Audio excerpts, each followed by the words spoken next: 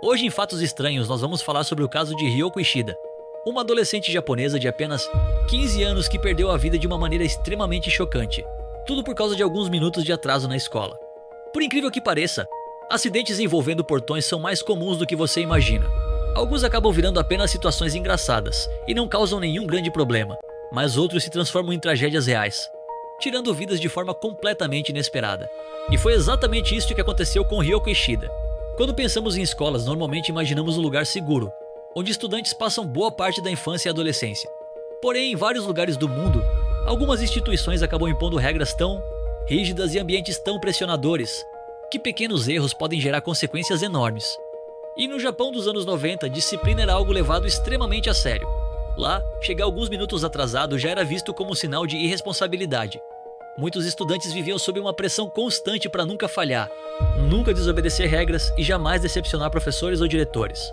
Só que Ryoko Ishida jamais poderia imaginar que um simples atraso acabaria resultando em um acidente fatal, envolvendo um enorme portão de ferro localizado na entrada da sua escola.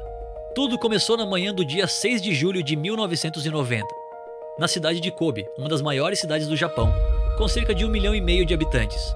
E como acontece em praticamente toda cidade grande, as manhãs eram extremamente movimentadas, porque absolutamente ninguém queria chegar atrasado aos seus compromissos. E Ryoko não era diferente. Naquela manhã, ela e sua amiga já estavam atrasadas. Então correram para pegar um ônibus que as levaria até a estação Shin-Tokyo. Porém, quando chegaram ao local, perceberam que o metrô que costumavam pegar todos os dias já tinha partido. Ou seja, elas teriam que esperar o próximo. E aqui entra um detalhe importante.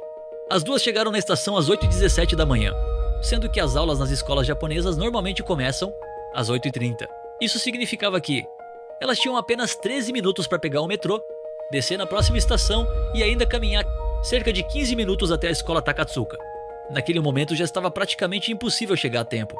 Mas o mais bizarro é que, próximo à entrada da escola, ficavam professores usando megafones para gritar com os estudantes e pressioná-los a correr antes do sinal tocar. E sinceramente, aquilo parecia muito mais um treinamento militar do que uma escola comum. Porque antes mesmo de entrar no colégio, os estudantes já sentiam uma pressão psicológica absurda para nunca se atrasarem. As duas amigas correram o mais rápido que podiam. Elas desviavam de pedestres, passavam por bicicletas e mal prestavam atenção no que acontecia ao redor. Naquele momento, só existia um objetivo: chegar à escola antes que o portão fosse fechado. A estrutura era extremamente pesada, tinha vários metros de comprimento e era utilizada para impedir a entrada de alunos que chegassem após o horário estabelecido. Todos os dias, quando o sinal das aulas se aproximava, o portão começava a ser fechado, mas naquela manhã, algo terrível estava prestes a acontecer. Quando Ryoko finalmente avistou a entrada da escola, mesmo assim, acreditando que ainda conseguiria passar, ela decidiu correr na direção da pequena abertura que restava. Sua amiga, que vinha logo atrás, gritou para que ela parasse, mas já era tarde demais. No instante em que Ryoko tentou atravessar a passagem, a pesada estrutura metálica sofreu uma falha inesperada. O enorme portão saiu do sistema que o sustentava e perdeu a estabilidade. Tudo aconteceu em questão de segundos. A gigantesca peça de ferro se deslocou de forma violenta e atingiu a estudante, prendendo-a contra uma parede de concreto próxima à entrada da escola. As pessoas que presenciaram a cena ficaram completamente em choque. Alguns alunos congelaram sem conseguir reagir, enquanto outros começaram a gritar e chorar. Professores correram imediatamente para o local na tentativa de entender o que havia acontecido. A situação era desesperadora. Um dos estudantes, que também estava atrasado, foi o primeiro a tentar ajudar. Desesperado, ele correu até o portão e começou a empurrá-lo com toda a força que tinha, tentando mover a estrutura de aproximadamente 220 quilos para libertar Ryoko. Porém, devido ao tamanho do portão, que possuía cerca de 6 metros de comprimento e 1,5 metro de altura, o professor Toshiki Hosoi não conseguia enxergar claramente o que estava acontecendo do outro lado. Sem perceber a gravidade da situação, ele chegou a acreditar que o aluno apenas tentava entrar escondido na escola e tentou impedi-lo de abrir o portão. Somente alguns segundos depois, ao ouvir os gritos desesperados dos estudantes, Hosoi percebeu que algo extremamente grave havia acontecido. Quando finalmente entenderam a situação, professores e funcionários correram para socorrer a adolescente. Ryoko foi retirada do local e levada às pressas para o hospital universitário de Kobe. Durante o trajeto, e após sua chegada ao hospital, médicos fizeram todo o possível para salvá-la. Infelizmente, os ferimentos causados pelo impacto foram graves demais. Cerca de 2 horas após o acidente, Ryoko Ishida não resistiu e faleceu em decorrência de um traumatismo craniano severo. Mas o mais revoltante dessa história não foi apenas o acidente em si. O que aconteceu depois levantou inúmeras críticas.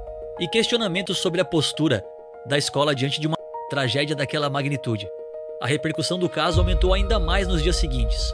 Muitas pessoas começaram a questionar não apenas a segurança da escola Takatsuka, mas também a cultura de disciplina extrema que existia em algumas instituições japonesas naquela época. E sinceramente, não era difícil entender o motivo. Uma adolescente havia perdido a vida de forma trágica dentro da própria escola. Mas ainda assim, existiam pessoas tentando justificar o ocorrido colocando a culpa na vítima. Enquanto o debate tomava conta dos jornais e programas de televisão, as investigações continuavam avançando. Os peritos realizaram diversos testes para entender a força produzida pelo portão no momento do acidente. Os resultados foram assustadores.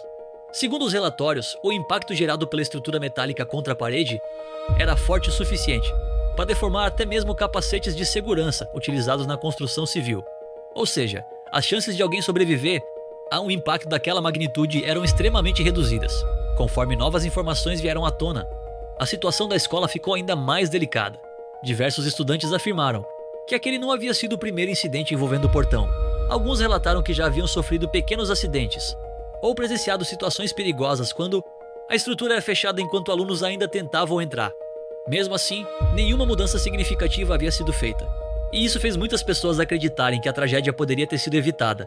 Quando o caso finalmente chegou aos tribunais, o professor Toshiki Hosoi acabou sendo responsabilizado pelo acidente.